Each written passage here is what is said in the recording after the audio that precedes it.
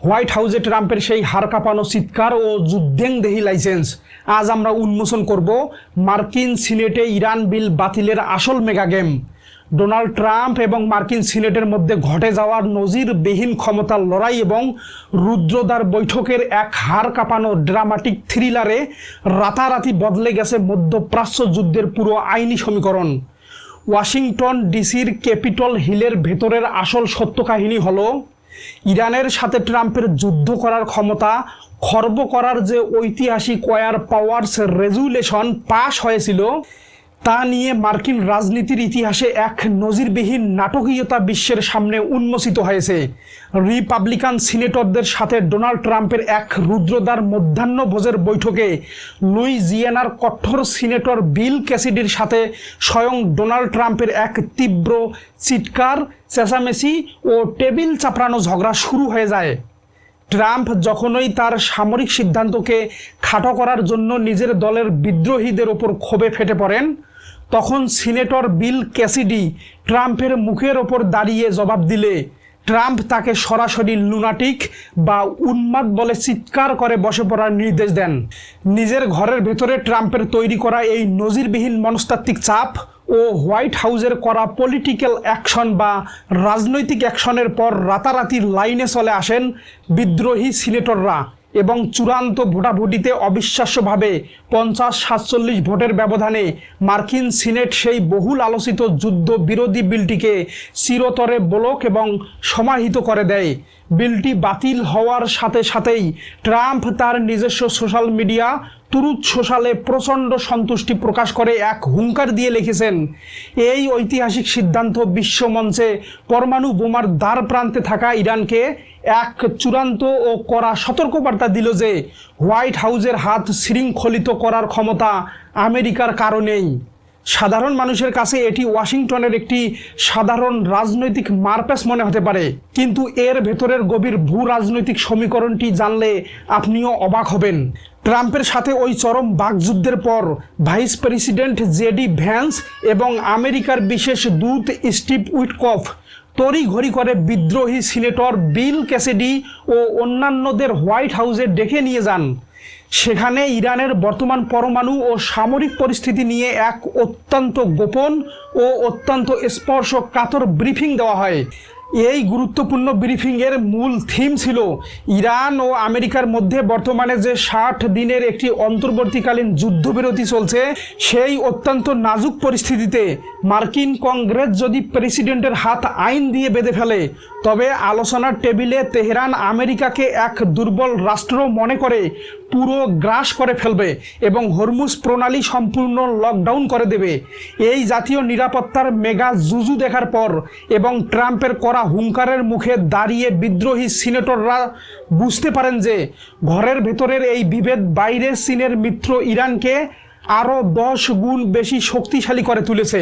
আর ঠিক এ কারণেই আগের দিন ডেমোক্র্যাটদের সাথে হাত মিলিয়ে ট্রাম্পের মুখে লাথি মারা কঠোর রিপাবলিকান সিনেটর র্যান্ড পল নিজের ভোট দেওয়া থেকে বিরত থেকে প্রেজেন্ট ভোট দেন এবং সিনেটর বিল ক্যাসিডি নিজের অবস্থান 180 ডিগ্রি পরিবর্তন করে বিলের বিপক্ষে ভোট দিয়ে ট্রাম্পের হাতকে মধ্যপ্রাচ্য যুদ্ধের জন্য সম্পূর্ণ স্বাধীন ও মুক্ত করে দেন। এক কথায় সহজভাবে বুঝতে গেলে আমেরিকার সংবিধানে প্রেসিডেন্টকে দেওয়া হয়েছে দেশের সমস্ত সশস্ত্র বাহিনীর প্রধান বা কমান্ডার ইন চিফের মর্যাদা, কিন্তু আবার একই সাথে যুদ্ধ ঘোষণা করা বা সামরিক বাজেট পাশের চাবি দেওয়া হয়েছে আইন প্রণেতাদের বা কংগ্রেসের হাতে। ট্রাম্প যখনই ইরানকে সামরিক হামলার হুমকি দেন, তখন আমেরিকার আইন প্রণেতাদের একটি বড় অংশ ভয় পেয়ে যান যে এই খামখেয়ালি প্রেসিডেন্ট হয়তো আমেরিকাকে আরেকটি অন্তহীন মধ্যপ্রাচ্য যুদ্ধে জড়িয়ে ফেলবেন। কিন্তু ট্রাম্প এখানে তার চিরচেনা ডিল মেকার বা ব্যবসায়ী বুদ্ধি খাটালেন। তিনি তার দলের বিদ্রোহীদের বোঝাতে সক্ষম হলেন যে যদি আন্তর্জাতিক কূটনীতির টেবিলে ইরান বুঝতে পারে আমেরিকার প্রেসিডেন্টের যুদ্ধ করার ক্ষমতাই নেই, তবে ইরান আর কোনো শর্ত মানবে না। অর্থাৎ ট্রাম্প যুদ্ধ করার জন্য এই ক্ষমতা চাননি, তিনি ক্ষমতাটি চেয়েছিলেন ইরানের ওপর মনস্তাত্ত্বিক চাপ সৃষ্টি করার জন্য।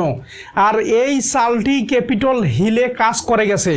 50-47 ভোটের এই মেগা টার্ন অ্যারাউন্ড বা পাশা উল্টে যাওয়ার ঘটনা প্রমাণ করে যে আমেরিকার ডিপ স্টেট বা গভীর রাষ্ট্র যতই যুদ্ধ এড়াতে চাক না কেন, আন্তর্জাতিক মহলে নিজেদের পরাশক্তি হিসেবে টিকিয়ে রাখতে তারা শেষ পর্যন্ত প্রেসিডেন্টের হাতেই চূড়ান্ত ক্ষমতার লাঠি তুলে দিতে বাধ্য হয়। এই ঐতিহাসিক রাজনৈতিক নাটকের পর মধ্যপ্রাচ্যের বারুদের স্তূপে এখন এক নতুন মনস্তাত্ত্বিক যুদ্ধ শুরু হয়ে গেছে। ওয়াশিংটনের এই সিদ্ধান্ত বদলের পর স্বাভাবিকভাবেই তেহরানের থিঙ্ক ট্যাঙ্কগুলোর কপালে পড়েছে চরম চিন্তার ভাঁজ। ইরান এতদিন ভাবছিল যে ট্রাম্প ওভাল অফিসে বসে যত বড় বড় হুঙ্কারেই দেখ না কেন, আমেরিকার অভ্যন্তরীণ আইন বা ওয়ার পাওয়ার্স রেজুলেশন তাকে আটকে রাখবে। কিন্তু এখন যখন সেই আইনি দেওয়াল ভেঙে চুরমার হয়ে গেছে, তখন তেহরানকে নতুন করে তাদের সামরিক ছক সাজাতে হচ্ছে। হোয়াইট হাউস এখন এই 50-47 ভোটের মেগা বিজয়কে ঢাল বানিয়ে ইরানের সাথে সুইজারল্যান্ডের শান্তি চুক্তির টেবিলে আরও কড়া শর্ত চাপাতে পারে। ট্রাম্প এখন ইরানকে স্পষ্ট বার্তা দিতে পারবেন যে হয় আমাদের শর্ত মেনে ইউরেনিয়াম সমৃদ্ধ বন্ধ করো, না হলে পেন্টাগনের বোমারু বিমান তোমাদের পরমাণু ল্যাবগুলো ধ্বংস করতে উড়ে যাবে। আর এইবার আমার হাত বাঁধার মতো কেউ ক্যাপিটল হিলে বসে নেই। একদিকে ট্রাম্পের নিজের দলের বিদ্রোহীদের এক রাতের ভেতরে সাইজ করে নিজের একচ্ছত্র সামরিক দাপট পুনরুদ্ধার করার এই অবিশ্বাস্য আমেরিকান পলিটিক্যাল গেম, আর অন্যদিকে ওয়াশিংটনের সিদ্ধান্ত বদলের পর তেহরানের থিঙ্ক ট্যাঙ্কগুলোর কপালে পড়ে যাওয়া চরম চিন্তার ভাঁজ। এই দুই পরাশক্তির ভেতরের আসল খেলাটি এটাই প্রমাণ করে যে আন্তর্জাতিক রাজনীতিতে ডোনাল্ড ট্রাম্পকে হালকাভাবে নেওয়ার কোনো সুযোগ নেই। তিনি যখনই দেখেন তার কূটনৈতিক ক্ষমতার চাবিকাঠি কেউ কেড়ে নিতে যাচ্ছে, তিনি তখন নিজের দল বা বিরোধী দল সব কিছুকে ধূলিসাৎ করে দিতে পারেন। ইরান খুব ভালো করেই জানে গেছে যে ট্রাম্পের পেছনে এখন মার্কিন সিনেটর পূর্ণ যুদ্ধেংদেহী লাইসেন্স দিয়েছে, যার কারণে বিশ্ব রাজনীতির এই আসল মনস্তাত্ত্বিক রূপান্তর কোনো দিন পূর্ণ হবে না। আন্তর্জাতিক সম্পর্কের একটি মূল নীতি হলো পিস থ্রু স্ট্রেংথ বা শক্তির মাধ্যমে শান্তি প্রতিষ্ঠা। ডোনাল্ড ট্রাম্প মার্কিন সিনেটরের এই বিলটি বাতিল করিয়ে বিশ্বমঞ্চে নিজের সেই শক্তির প্রদর্শনই আরেকবার নিখুঁতভাবে করে দেখালেন। আপনার কাছে আমার প্রশ্ন, হোয়াইট হাউসের সেই ভয়ঙ্কর চিৎকার ও ঝগড়ার পর ট্রাম্প যেভাবে নিজের ক্ষমতা ফিরিয়ে আনলেন, তাতে কি ইরান এখন ট্রাম্পের সব কড়া শর্ত মেনে নিতে বাধ্য হবে, নাকি ট্রাম্পের এই স্বাধীন লাইসেন্সের মুখে দাঁড়িয়ে নিজেদের অস্তিত্ব রক্ষায় ইরান গোপনে পরমাণু বোমার চূড়ান্ত পরীক্ষা চালিয়ে দেবে, যার ফলে পারস্য উপসাগরে শুরু হবে ইতিহাসের সবচেয়ে বিধ্বংসী তৃতীয় বিশ্বযুদ্ধ? প্রিয় দর্শক, আপনার কি মনে হয়? আপনার মূল্যবান মতামত অবশ্যই কমেন্ট করে জানাবেন। আর এই ধরনের রুদ্রশ্বাস ও গভীর রাজনৈতিক বিশ্লেষণ নিয়মিত পেতে আমাদের সাথেই থাকবেন।